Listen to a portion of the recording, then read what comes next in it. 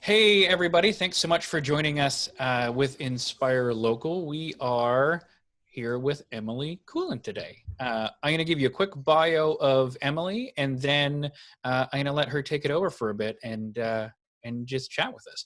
Um, I'm really excited about this one. I think, coming out of the Easter weekend, personally, it was a bit of a slower week for me.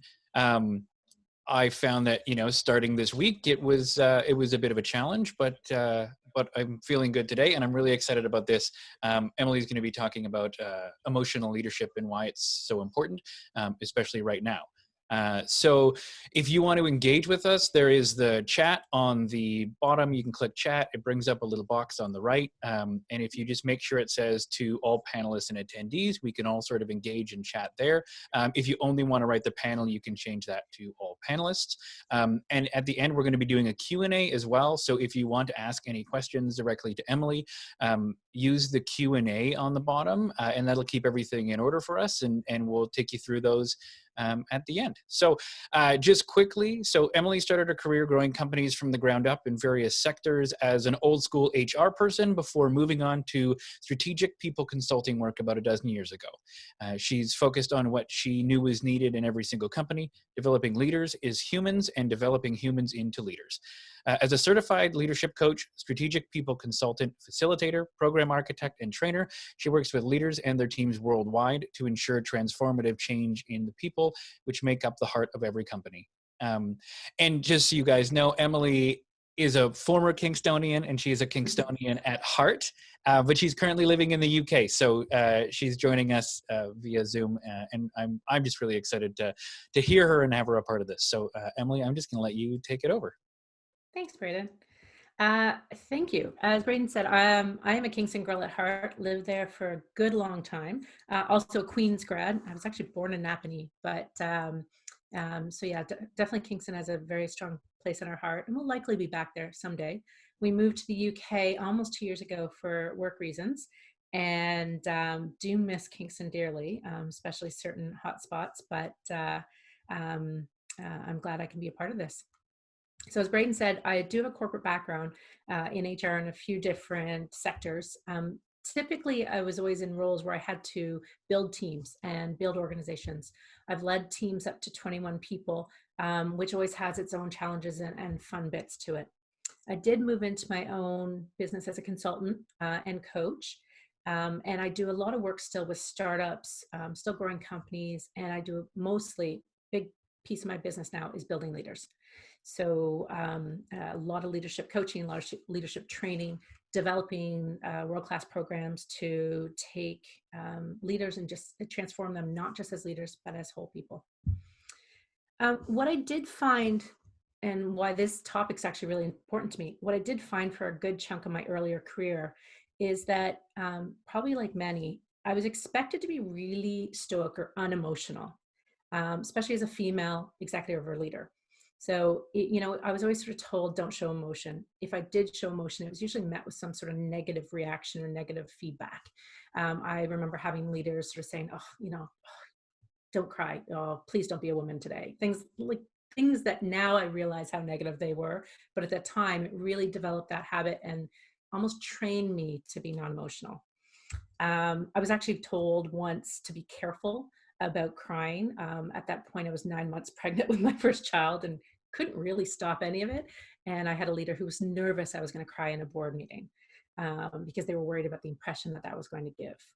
I even had one experience where I had a team member of mine try to make me cry. And then when I did, bragged about breaking me in messages, which is pretty horrific now at the time. And soon after, I realized how horrible it was. But I think all of those different interactions I had and many, many experiences that I hear from my clients have basically reinforced the idea that we all had to be, ice. I had to be an ice queen. I had to focus on being stoic. I had to focus on being professional at all times. I'm sure many of you have had different experiences like that where, you maybe felt something and had to excuse yourself and leave the room or leave even your workplace to try and process it, to take a deep breath and not have those, emotions bubble up. Many women, as I said, were really worried about being considered lesser if we show emotions. And even today, I think in our modern society, that's still somewhat the case, whether that's political leaders saying that women are emotional or whichever. Um, in fact, I actually do whole talks on women's emotional status and society, but that's for another time. So I'm sure a lot of you can relate to that in a lot of different ways, that it's kind of always been pushed down. We're not allowed to do it. And I think that especially now with COVID-19 and everything going on in the world, we need to make sure that we stop that. We need to take that sort of lid off that emotional boundary. And we need to make sure that we can free up those. And one of the reasons for that is that I realized for myself that that avoidance of emotions was damaging my impact as a leader, damaging my team and our connection, and actually damaging me and probably those around me, my family and friends and such. My team never knew or weren't able to really see that human side of me. And, they probably thought that I was a weaker leader because I was too, robotic. So the people around me and the people around you as leaders, they need to know that they can be real and they can be honest with their own feelings and reactions, especially right now with what's going on. It wasn't for me until I was called on it. And then when I did a lot of work in my training as a coach and with working with my own coach, that I saw the value of really being honest and real with those emotions and how they can actually be really beneficial in not just being a leader, but the work I do. So I think in these unprecedented times, we have to realize the essentialness of showing emotions. So I would love anybody on the call to just think about a time when they had to squash an emotional reaction to something. Maybe it's because you got feedback from a boss, or maybe you had to give feedback, or you saw something that you want to be empathetic about, or maybe something happened in your personal life and you just couldn't deal with it, but you squashed it and you just shut it down. So I'd love everybody just to have pop that memory in your head and think about what that did to you and how did you process it later on.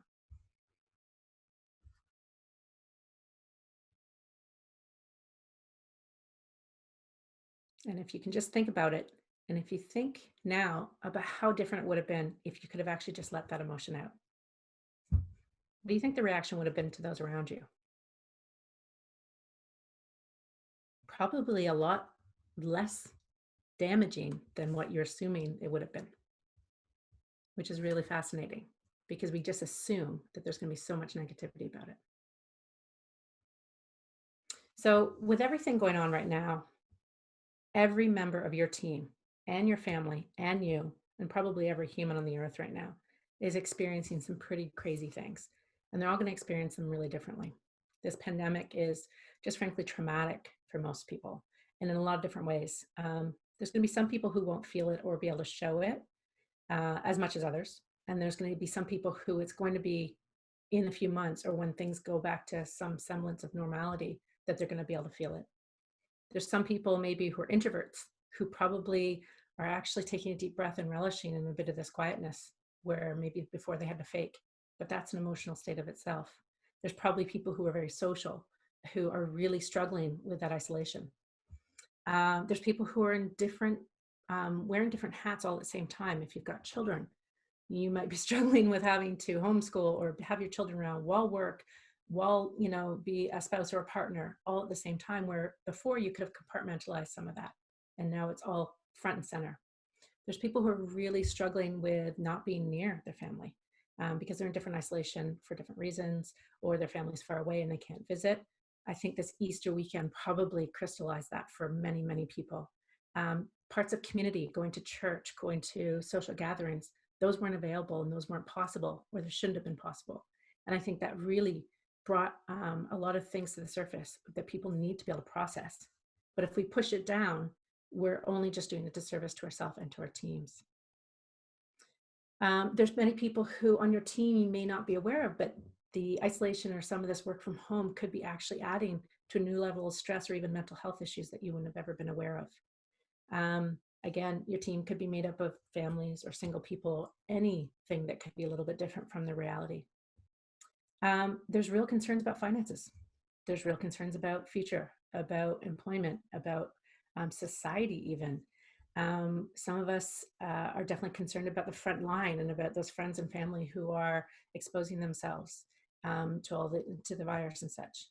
There's micro worries out there and fears, and I mean micro in the personal sense, not in it's a small worry.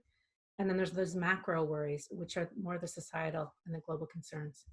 So when you think about all that going on, that has to go somewhere. It can't just be bottled in. Um, if you think about your team, what are they seeing as a reaction from you? When you go on these Zoom calls, are they seeing a face, hi guys, how are you doing today?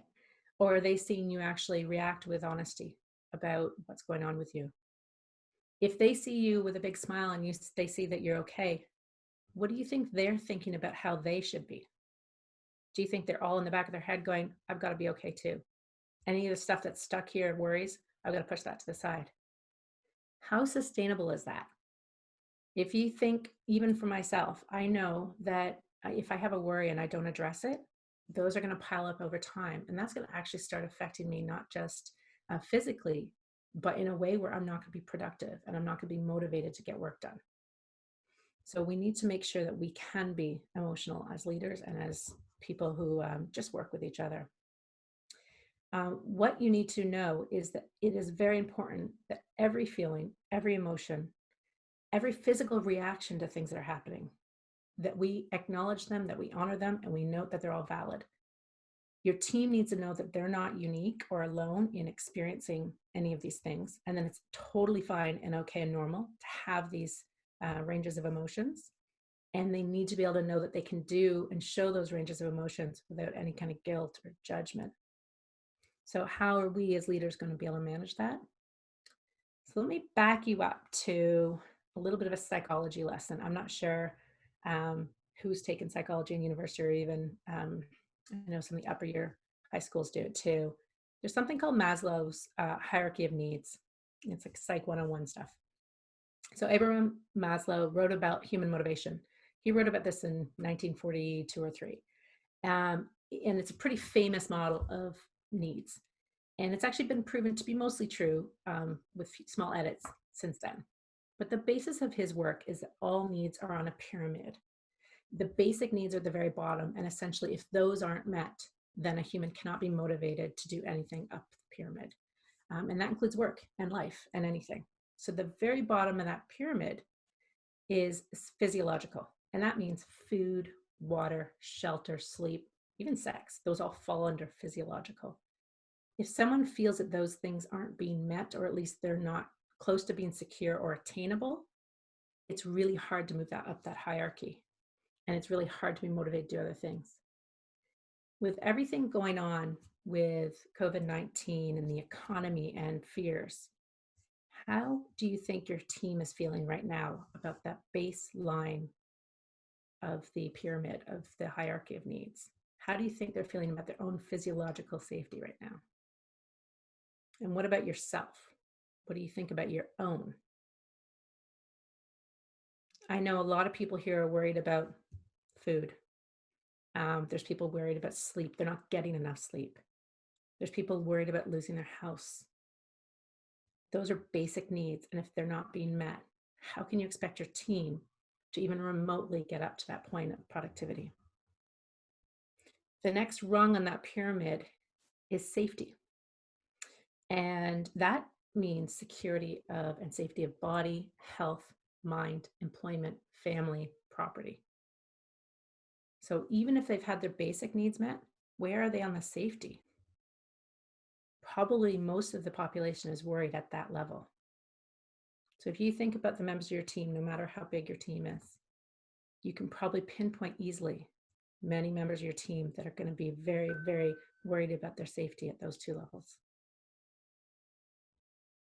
So there are other layers of the pyramid are social esteem and getting up to the top of self-actualization. But frankly, with COVID-19, we don't even have to worry about those right now because we're not even meeting the basic needs of most people. And how does that to do, or what does that to do with emotion? One thing that Maslow doesn't really discuss implicitly is the fact that psychological safety and emotional safety should be actually almost in the base rung, but also within that first two. Psychological safety is when you can show your true self without any fear of negative consequences. So you can cry and you can laugh and you can, be really upset about something. And there's no negative consequences to that, either your self image or status or career. If you think of your teams, do you think that they're feeling psychologically safe right now? So when you add that in there. So if you as a leader don't provide that safety to your team and to those around you, and that includes your family, they can't perform or be motivated in any kind of sustainable way that's going to help your business and help your what you do. So when you add all of that in, especially now with COVID-19 and all of these different fears going on, you basically have a recipe for broken and likely irreparable teams and people. So what can you guys do as leaders in terms of that emotional state? So there's a few tips I'm going to talk to you about, but before we do, I think I'm going to introduce you to something called emotional intelligence. Many people have heard of it. It's not new. It's been around since the 90s in various forms. But really what it is, it's the other intelligence. So it's not necessarily the analytical and the processing intelligence. It's anything to do with the emotional piece of your body and your being. It is really the intelligence that makes us human.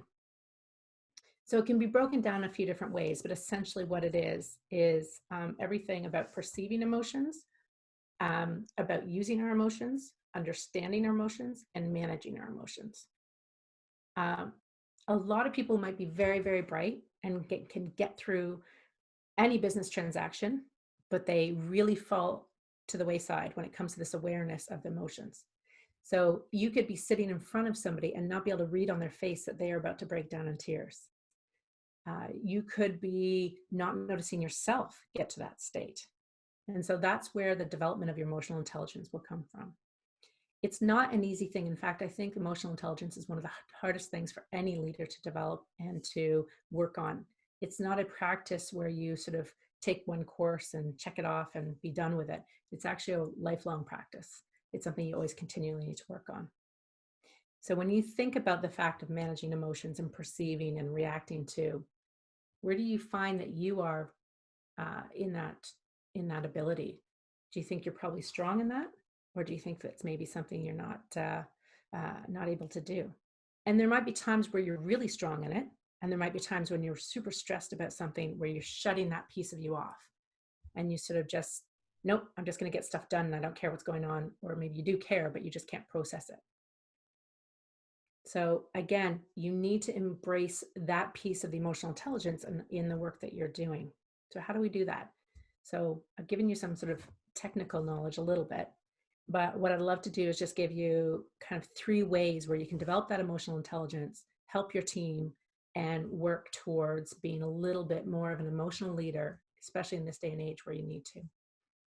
So the first thing that I want to talk to you about, the first tip, I guess, is that all leaders, all humans really, but all leaders especially, they need to experience emotions. And that sounds really simple. Everybody's like, oh yeah, I can cry. Don't worry. Just give me a Bell commercial and I'm done. No, you need to actually, when something happens, you need to be able to take that pause, lean into that emotion, think about it. You have to go, what is that feeling? All right. Is it anger? Is it sadness? It is, because you may have the same physical reaction for many different emotions. I know I do. I'm a crier. So, but I could be crying over tears of happiness. I could have tears of anger, tears of frustration, tears of sadness. So you have to, what is the feeling? What's that base emotion? Why is this emotion happening? Maybe something's been triggered, or memory, or a fear of something, or whichever. And then how can I express this? Maybe tears are the way to express it, but maybe how can I express this to communicate to others who kind of look at me going, okay, who is she? She's bawling. I don't understand what's going on. So tip number 1, experience emotions. So why is the emotion, or sorry, what is the emotion? Why this emotion, and how can I express it? I do work with some leaders in my coaching practice that we explore this for a year or more. So this is just a taste of it. So I don't want to overwhelm anybody with it. The one thing to know though, is that when you start asking yourself those questions about what, why, and how, it could bring up some fairly raw things. And you need to just be aware of that and be able to embrace that and lean into it. It can be really painful, just having those pauses, because often we as humans are not given that space to give those pauses to embrace that. So just be aware that so shadows and fears and assumptions may bubble up. Tip number 2 would be to invite others in. So this is where you share. So you need to be open with anybody who will listen to you about your emotions. Again, this doesn't mean just calling up random people and saying, oh my God, I cried over this today. That's not it at all. You need to express what that why, what, why, and how that you experience as honestly as you can in context. So if you are listening to somebody on your team and they're telling you something and you feel something bubbling up, let them finish talking, process what that why, what, why, and how is, and then express it back to them. Again, you're not doing this to seek any sympathy or validation or to kind of do that, oh, look at me. You're really just a simple statement to that person or to the person that you want to express to. You could be as simple as, I'm having a tough day. I'm really worried, and that kept me up, so I'm tired. That could be simply that what, why, and how. Again, this is not making an excuse for any behavior or any deficiencies of yourself. You're not being a martyr. It's just your own truth. When you do this as well, you need to make sure that you're using I statements and be very factual, not fluffy. Don't say I feel, because that gives room for interpretation, but you need to say I am. So I am having a tough day. I am very worried. So I am tired. I am stressed. I am sad. I am happy. Those are all very definitive. So that's your truth, and it needs to make it concrete.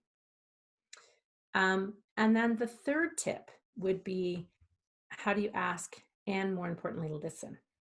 So I don't know how many people probably in their past have said, hey, I have an open door policy as a leader. Come talk to me about anything. Well, that's bullshit. It's because typically we don't actually have open door policies. Typically what we are saying is, oh, come talk to me, but please don't bother me. So no more open door policies, or don't say that you're there for them, because that just isn't honest. What you need to do is actually seek out conversations with everybody on your team. You need to ask them hard questions.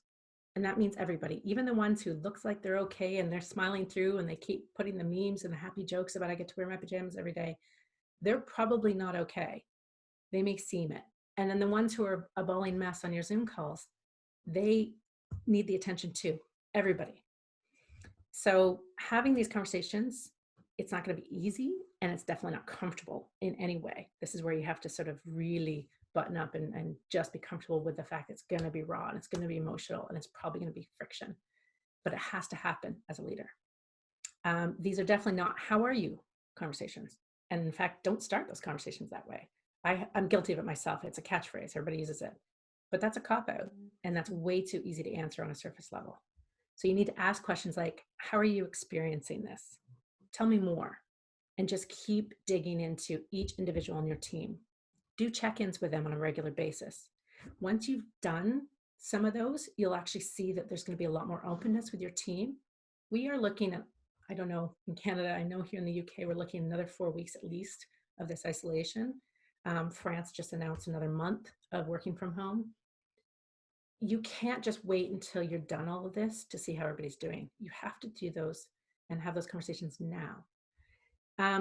I know one tip that some people that I coach use is they actually use a traffic stop. So when they're having a conversation, it's just a way to open it up. You can say, where are you today? Red, amber, or yellow and green. It doesn't work it's very superficial, but you can get them to start the conversation. So you can sort of say, Braden, how are you today? And Braden go, I'm red today. And you say, okay, tell me more. And you can get into that conversation, but it gives them a little bit of a context. The worry I have with that, or the caution I would give you with that, is make sure that, again, you're not just talking and addressing and giving time to the reds and the oranges. You've got to give the greens attention too. So that may be one way that you can at least be a bit more gentle opening that conversation if you're a little nervous about doing the really big, how are you experiencing these calls? When you're listening to them, you have to make sure you're listening without any intent. You can't be listening to rescue. You can't listen to fix. You have to be just present. It may be easy to be listening, going, how can I make the world better? Especially as a leader, when you're sort of going, okay, it could be about pay, it could be about this, it could be about this. You're probably in the back of your head going, I can make this better for them. I can make something better. I can give them a platitude. I can tell them they're doing a great job. Don't do that. You need to just be present and listen. You have to just be quiet. So you're not listening to fix, you're not listening to rescue in any way. And don't apologize. You can't apologize for their feelings because they're their feelings. And you also can't apologize for you responding to their feelings. You have to just listen. If what they say to you makes you emotional, own it, because that's part of being an emotional leader. If you're not on a video call with them, because I know sometimes we're getting a little sick of Zoom calls in such a time, so we sort of take the pause and say, all right, audio only. Tell them what you're experiencing. Not to get attention or to try and, make it about you, but in support. Be really honest with them. If what they say brings up something in you, like a physical reaction, you can feel it in your gut, share that. But share it not to fix it or to rescue or an apology. Just share it to be there. So give them their own space. They need to be able to sit there and feel and sit and own their own emotions just as much as you do. So if you start doing this, you're going to see a shift in yourself and how you're actually becoming more emotional at times too. It may be something that it makes you extremely uncomfortable, and that's something that is totally fine. You just need to then own it a little bit more than you might have in the past. If you're on a call and you're feeling something, it's okay to take a deep breath and say, can we just resume in 5 minutes? That's fine too. That's still being honoring and present to the emotions that both of you may be feeling. You don't just have to plug on.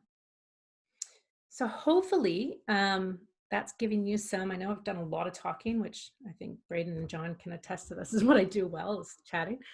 But hopefully this is giving you some tips and some context and some things to think about for your own teams and even for yourself.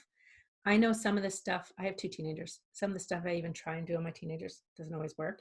But it can be, this is a pretty crazy time, and we're all going to be processing things in a really, really different way, and likely for the foreseeable future, because even if what we're feeling right now may not come up until 6 months from now. So make sure that you put some of this into practice, and you can get into the habit of actually being an emotional leader and realizing that there's no bad way to be emotional. And it's perfectly acceptable and should be encouraged to be real and honest about your emotions when you're with your team or even just with yourself. So I'm going to put it out there for questions, and for the, Braden and Katie and John, for any questions they may want to ask me. We've got some great comments happening here in the chat. Yeah. I just want to kind of scan through them here. And if you have any insight in terms of giving some advice on maybe how some people can improve, because some people have actually shared what they're doing. So we have Nick, that I feel like there's a little bit of sarcasm to this one, but yeah, you should be professional at all times in the office, and crying at a board meeting is bad. Am I the only one that finds this odd? Again, I don't know how much sarcasm is there, but for me, I think the first 20 years of my career, that was exactly what I was told. Yeah. God, no, like no emotion, stoic, stone face, whatever. I think, there's probably a difference in gender as well, but I think if we all start being real, and that doesn't mean bawling for the sake of bawling. You just own the emotion that you're having. I think if we can all start being real, I think we would probably find board meetings that much more comfortable, and therefore actually pleasant to be a part of, because they're going to feel more impactful. So, but I think we have a long way to go. So I agree. I have a question that might help with what Nick's saying. It's around the idea that, should emotion, from a leader's perspective, should you be addressing it with a strategy to make sure that your team has the opportunity to have those real human conversations, or should emotion freely flow at all times amongst the team? I would say it's so that your team feels comfortable to express their own emotions. I mean, most humans, and I'm going to caveat this saying I'm not a psychologist, most humans do have, and it's part of emotional intelligence, to have the good management of your emotions. So it's not where we are Right. doing this all the time, but it's when something does bubble up that you can feel the honest approval and openness to be able to express it.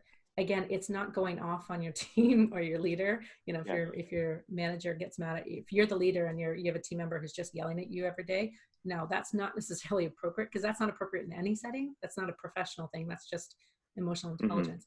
It's more when something's going on that you know you have an open and safe space to share it.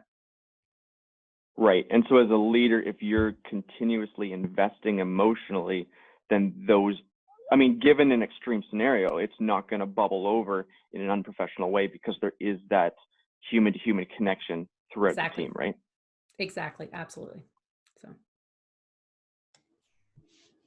Yeah, I love that. So go ahead, Braden. I would just say, so, I mean, I think one of the things that I've been finding, I have sort of two questions, but one is like, I think one of the things that I'm finding challenging right now is also a bit of like this Zoom overwhelm, like all of the meetings and all of the conversations and sort of everything that we would normally do, all of our creative conversations as a team, all of the client meetings, you know, doing these webinars, like everything is on a screen now. And I find that to be really draining. And I find that to, like, it takes a lot out of me, especially when you try to, you know, I've had a couple of conversations like that with my team because working from home is very different for us, right? Like we're a collective of creatives who all of our creative conversations are like around a table in an office. And so moving that, diminishing the human contact we have, and then also trying to be creative, like we as a team find that draining. Do you have any tips around like how to manage that, how to manage, you know, the Zoom overwhelm and all of those different conversations that are happening? Because like where I personally thrive is the human to human contact. So like the way, if I'm having a hard time or if someone on my team is having a hard time, we typically go and grab a beer over lunch and we'll talk through it in that setting. And I'm having a really hard time creating that, which I also find changes the conversation. Totally. And I mean, I work from home. I do most of my coaching virtually. I do most of my leadership training delivery virtually. So, and I'm finding Zoom fatigue and overwhelm with this.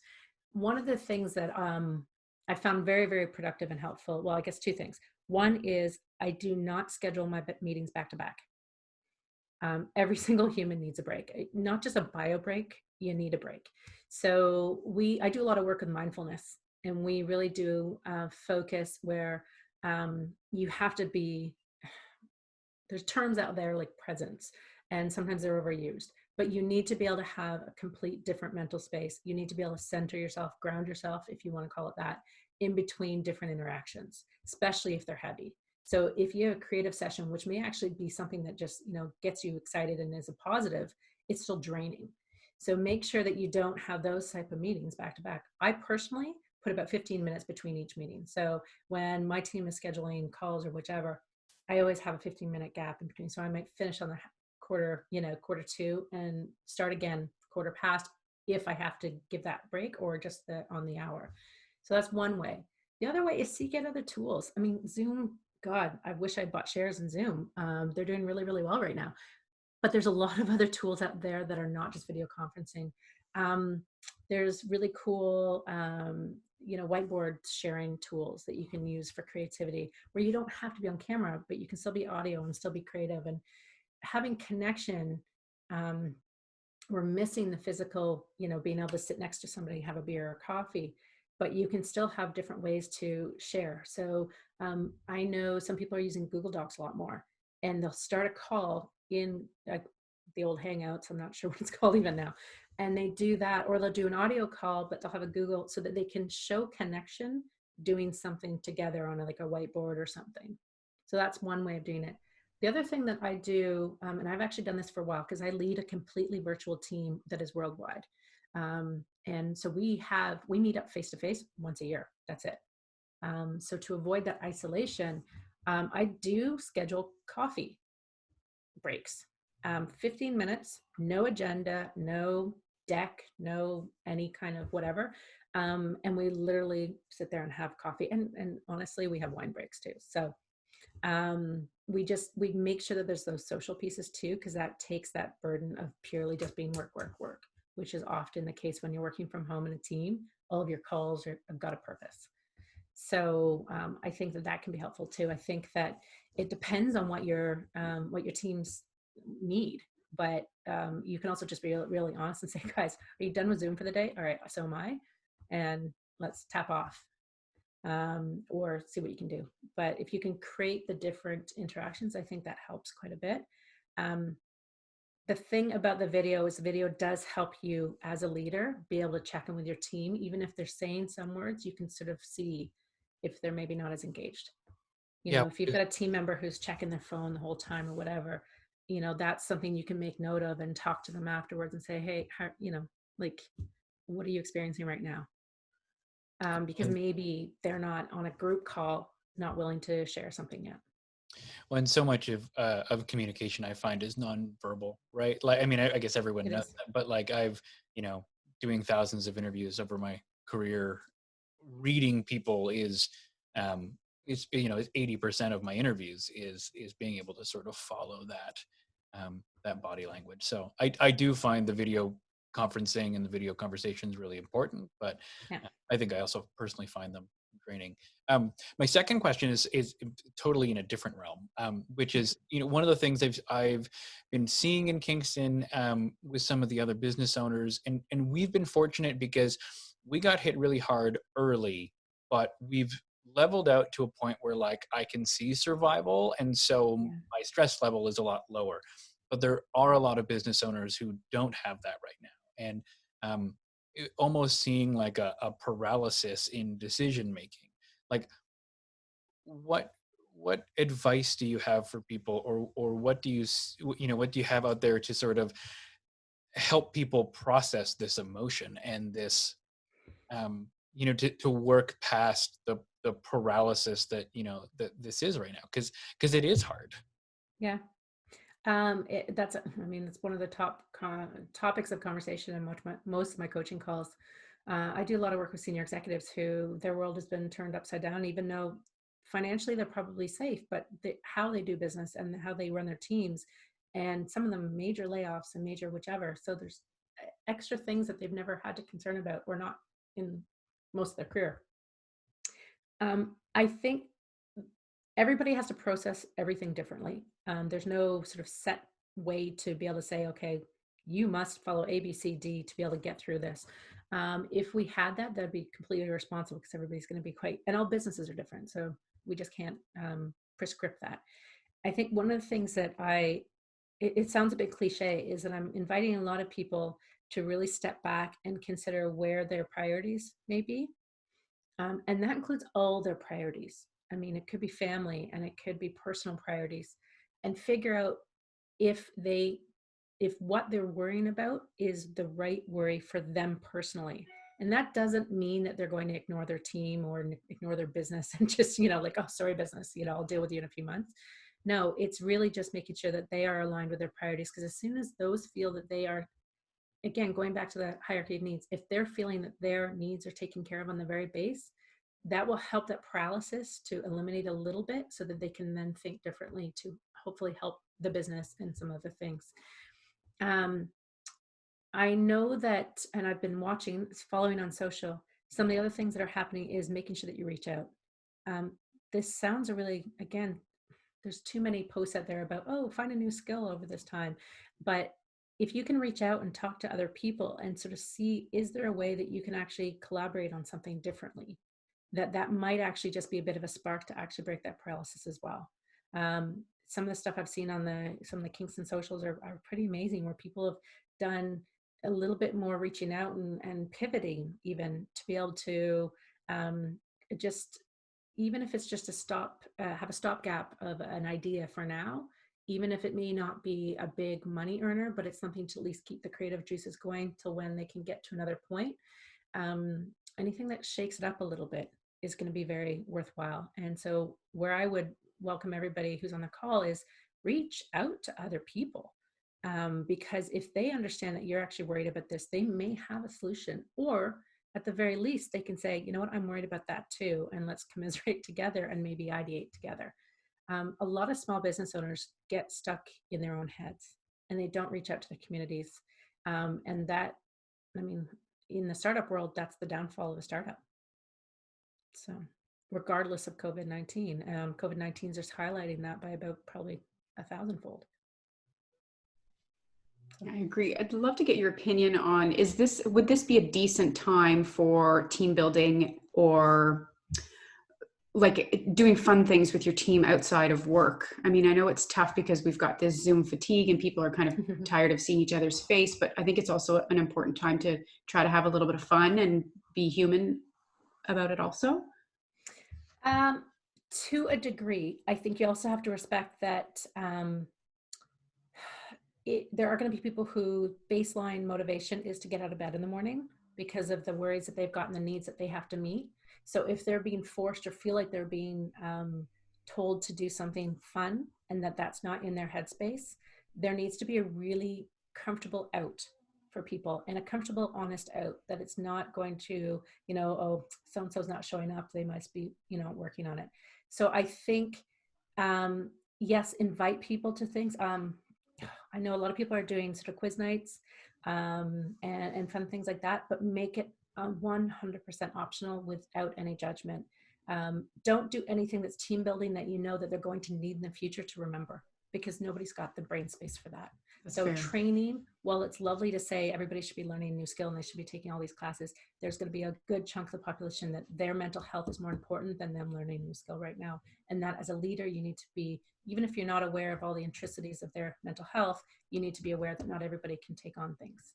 So even if the business is a little slower and you feel, okay, they've got capacity to do something, this is not the time for people to be productive.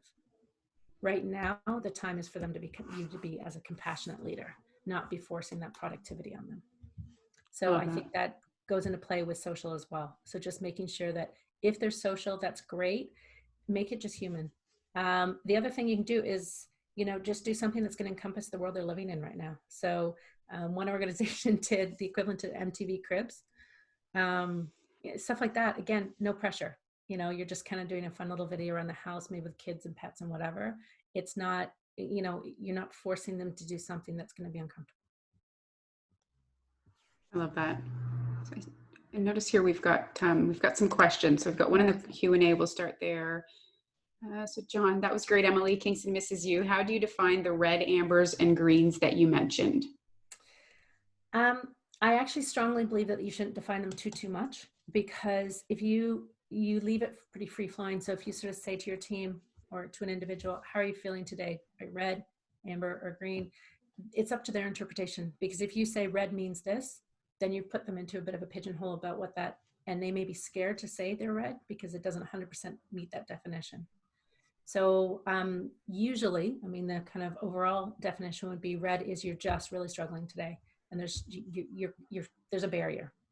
You're not able to get past that barrier. Amber is you can move forward, but it's with some challenge. And green is, you know what, you're feeling actually okay.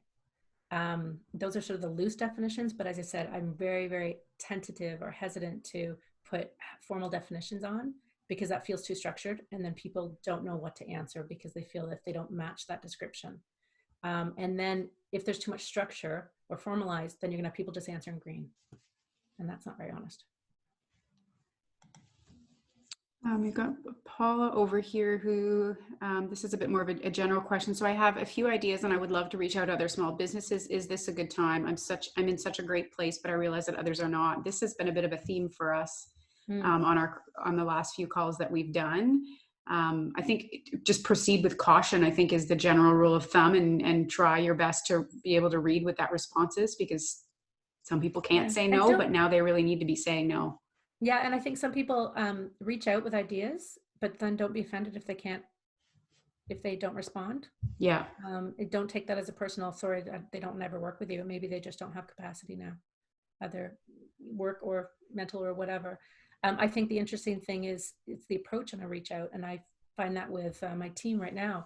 when I'm saying reach out to the team to, you know, take burdens off each other, I'm really trying to be very careful. I said, reach out in a way where you're asking for help, but you're very specific so that they know what that time or what the ask is. So, because if you just say, I need help, you're going to have a lot of people say, yeah, I can help. But then when they hear it, it may be too much and it's an overwhelming thing. So then they feel guilty and may want to do it. And that's, you know, adding to that burden. So I usually, right now, with a lot of the people I'm working with, coaching or with my team, I say, if you're going to reach out for help or you're reaching out with an idea, be really, really honest about it and clear. And then again, don't be offended if somebody says no, because that's totally in the purview and it could be their reality right now. Yeah, 100%. Yeah, and like I you think, said earlier, giving them a note. Mm-hmm. yeah, I love that piece. Because some, like I said, some people, I feel through some of the conversations that we had, are doing things for free right now because they feel like that there's just such a need for the community, but at the same time, they have a need to put food on the table and take care of themselves. So I do think it's okay to say no and to make sure that we're keeping ourselves in check and balance as well. Yeah. And I do, it's one of my worries for all of everything going on with COVID-19 is that the human spirit and the human sense of generosity is coming through, and we see evidence of this every single day. It's the worry of how much can people actually give without giving too much of themselves and damaging themselves even further. I see people who are, you know, going way into danger points for their own energy level by giving too much. So I think hopefully, especially as leaders, we need to be really cognizant of that and know when asking too much may be too much. And again, if we role model saying no in a compassionate way, then our teams can do that too, even if it's not in their work setting, but in a community setting. So. I'm just noticing here, Jackie asked a question and we're going to have to ask her to recap. So I think Braden's last comment speaks to our need on self-care. Can you comment on that? Did you have anything specific, Jackie, or was it just in terms of the self-care piece?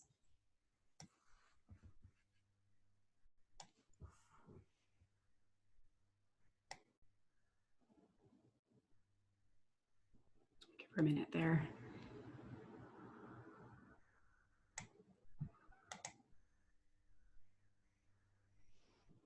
In general, balance of too many Zoom calls. Yeah. Yeah. I think one of the things too, for me, and Jackie can definitely attest to this, is that you also have to be aware that self-care is going to be a very personal thing for each person, and it doesn't mean necessarily spa day, which is lovely, but self-care also means just literally shutting things down and going and taking a deep breath. It could be meditating, it could be going for a run, whatever is more of a mindful exercise for everybody. Again, as leaders, I think we can role model that without prescribing what that should be, because there's some people who are going to say, well, this is how I do self-care. Well, that's not going to be the same. I have team members who their self-care is going back to bed, and that's perfectly acceptable because that's what it should be for them. And others are meditating every day and doing yoga and whichever. That's pretty cool. But I think if you're feeling Zoom fatigue and you know that probably your team is too, then you need to give them the permission to sort of say, I can't do this today. And that's okay. Again, this is a time where productivity and performance shouldn't be even remotely in the top 5 things you're talking about with your team. And taking on to that, I guess within some companies, because you know, in looking at other businesses and how people are doing, like you mentioned it before too, right? Which is like Zoom is doing great. You know, their business has never been so good, and you can imagine that the team behind Zoom is being worked massively just to try to keep, you know, the bandwidth open, so that we can do calls like this. So how do you talk to companies, or how do you talk to leaders around that idea of sort of balancing productivity with balancing like the human reality? Because yeah, I have one of my main clients right now is actually in the pharma industry, and they've got researchers who are working. I can't even imagine the hours they're working. Literally working. They're working on the titer test, the antibody test for this, which is amazing, cool work that they're doing. But this is they had to drop many other projects and jump into this, and they're working insane hours. And then you also have people who are frontline. I mean, many businesses who could be on this call could have frontline workers, whether that's, you know, shop or essential services or whatever.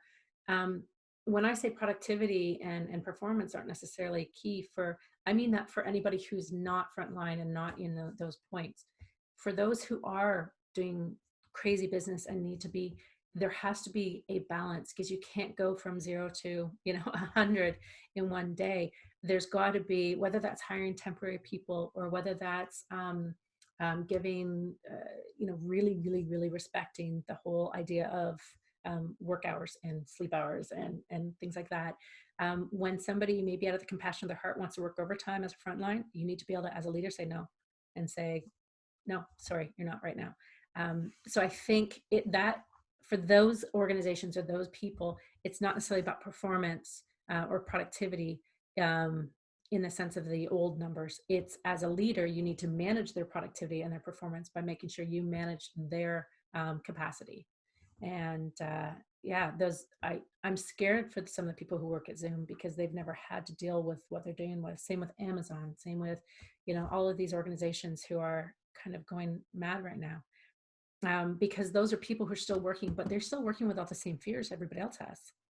I'm not here near where I am in England. I'm just north of Oxford, and we have one of the HelloFresh packing facilities, and the subscription meal box. And there's these people are working like mad, extra hours that they've never ever had to work before, with a demand they've never had. But I know some of these people, and you hear them, they're sort of going, but I still have family who I'm worried about. I'm not in isolation, but I could be taking things home. I'm not, we're worried about PPE as well. They have actually potentially even more worries and stresses than us, who are kind of maybe sitting in at home and not privileged. Don't get me wrong, we're not privileged, but we're in a different set of worries. So I think any business owner needs to be really responsive and really understanding where their specific team may be, and understand that they're all going to be feeling something a little bit different, and not to negate those worries. Yeah, because I think I've definitely felt like I said, we're definitely not as busy as we were before this, but we still have work and we still have projects we're doing. But I've been finding days where I'll be getting edits, or I'll be getting creative and we're missing things that we normally wouldn't miss, right? We're missing details in a project, like a spelling mistake, or like or something like that. And I find the balance of like, and over the last 2 weeks, I think I've gotten a lot better, which is just like my expectations of myself. Cause I think I typically use work to cope. Like I love my job. And so when things get hard, I just do more of my job, but my team doesn't process that way. Right. And with the thing, even though we have employment and we have salary and things are normal-ish in terms of income, it's trying to learn how to process and understand. And we've been doing things like putting longer timelines on projects than we normally would, just giving ourselves an extra week, even though we don't need it work-wise. We just need it emotion-wise, to be like, you know what, just in case it needs to not work a day, I need to be able to go like, that's fine. It's my office expectation would be we're working today, but my current reality needs to be, if you need to take a Wednesday and just process. I was on a call with someone the other day, and they were like, they woke up, they got dressed, they went into their first meeting, they got out of the first meeting, and they went, nope, not today, and put sweatpants back on and went and turned on Netflix. And I was like, that, it's a reality that I think, as leaders, we need to be okay with, that's going to be the case some days. I think this is one of the, I'm hoping, benefits, because I know there's not very many, of all of this happening in the world, is that this is actually hopefully going to change how society works. Instead of everything being minute, minute, minute, minute, minute. It doesn't mean it's a lack of perfection. It doesn't mean it's a lack of professionalism. We still need those spelling mistakes caught, whatever, but that hopefully businesses will be able to evaluate that having a to-do list is great, but let's make sure that it's done in a way that is expected for what is reality and what is, because I mean, so many small businesses and so many people, they work too many hours. And when you work too many hours and there's no stresses in your life, it may be sustainable to a point. Now you're working too many hours, even to keep your business afloat, and you've added this emotional workload and just heaviness that nobody can handle, and you won't be able to sustain it. That breaking point is going to be so much shorter than it was before. So I'm actually hoping, I've done a lot of, in the past, I've done work with something called AWE, and it's alternative work environments. And it's the idea of flexible working. And it's the idea of give some trust to your team, give them tasks to do, give them a reasonable timeline to do it, and they'll get it done in the way they need to get it done. It doesn't mean you're adding 3 weeks onto a timeline, but if they need to, if their better time to work is 8 p.m. to 1 a.m., because that's when they're productive, let them do that. Instead of them having to clock in at 9 a.m. into a traditional office where they are not built or they're not conditioned to do it that way properly. I think that this whole working from home, I'm hoping, will spawn a new way of us being more productive at work, because I know that if I'm working from home and I know that I can do it in a certain way and take the appropriate breaks to go walk my dog or whichever, I'm so much more productive than if I was in a 9 to 5 and stuck in a different setting. And everybody's got a different need for flexibility. So hopefully as leaders, we can actually be champions to that as we move forward, and see how that adapts our world. Because your team is dealing with things. You almost have to take a look at, they have a job plus about 4 other jobs right now, especially when you're worrying about family and you've got maybe children at home and you're trying to homeschool and all this sort of stuff. Humans weren't built to do all of that on top of each other. I mean, if you think about it, a long time ago, and maybe a woman's job was just to raise the kids at home, but they didn't worry about the work stuff. And maybe the husband only worried about the work stuff, and that's old school traditional. And that should be all flipped and whatever. But we are not built to have all of these things all exactly at the same time. And that's what we're being forced to right now in the last 6 weeks. And it's not sustainable. So hopefully we can change how we work. And I think as leaders, that's going to allow us, we have to take that change. I know not every company can do that because we all have different roles and different types of delivery and different types of services. But I'm hoping that for the most part, we can tweak how we operate. It's interesting to hear you say that out loud, because essentially we're all feeling that and feel like there's like a lack of control. And I think that people are looking to get some of that control back. And it can't happen again if you're sitting at home beside your kids trying to work and this one wants food and school and this, that, and the other. I agree with what you're saying. Do you have any tips? What I've seen a few people that are kind of thriving right now, struggling with onboarding virtually. Any tips for that? I know you've got a background in that area also. Yeah. And in fact, I just had to support somebody in that last week, because they ended up hiring somebody, and the law here in UK was very strict that you had to onboard them or they couldn't go in the furlough program. It was kind of strict. Again, I would say twice a day check-ins, whether that's Zoom or not, but make sure that you've got, okay, hey, how are you doing this morning? This is what I need you to work on. The onboarding process, depending on the type of work, is going to be vastly different than, obviously they're not going to be, shadowing or whatever. But if there's a way that you can mirror your screen so they can shadow and see what you're working on, if they can sit in on any calls, complete transparency is going to be key. And probably a really, really big sense of trust to any new person you brought on board. Whereas in the past, you can kind of ease into that trust in a month or 6 weeks or 2 months or whatever. You're going to have to give them keys to the kingdom much sooner. So if that means access to documents and access to files or whichever, as long as they're virtual, you're going to have to do that much sooner and let them go. But I think, again, this is how we're going to change our work styles by, if we hire somebody who is really, like, there's a reason we hired them, we should trust them right away to go. But give them the permission that if they make a wobble or they make a mistake, it's okay, and that we can so I think it's going to change how we even do onboarding. But the biggest tips that I've been seeing and that I share is really just have the regular check-ins, as I said, before end of day or beginning of day and end of day, and then really open and honest transactions and access to things. I love that. It's almost like we're being forced to do the things we should have done years ago. Yeah, exactly. Yeah. And the fact that, if you think about some people at 6 months onboarding programs, why? Yeah. That's almost 6 months of wasted wages. And now we can hopefully give it to them and let them go.